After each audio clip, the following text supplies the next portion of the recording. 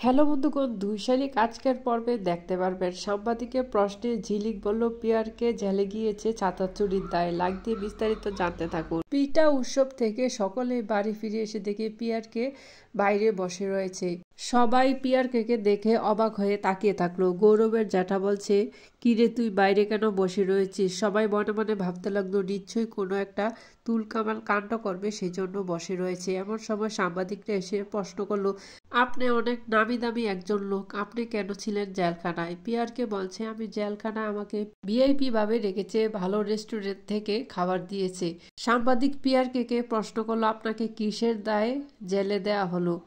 ঝিলিক টান দিয়ে বলে, ওনাকে ছাতা চুরির দায়ে জেলে দেয়া হলো। এদিকে সবাই অবাক হয়ে তাকিয়ে থাকলো। জেলে যেমন নর্মাল মানুষরা থাকে, উনিও সেভাবে ছিলেন। ওনার ভিডিও আছে গৌরবের মোবাইলে।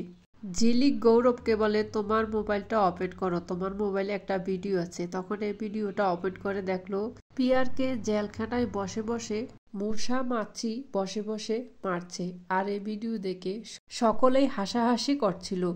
কালীপদ বলছে, আপনি এত ফকির, এমন জানলে আমি আগে 2 লাখ টাকা খুঁজতাম না। আর এই কথা শুনে পিয়ারকে ভীষণ অপমান হয়েছে।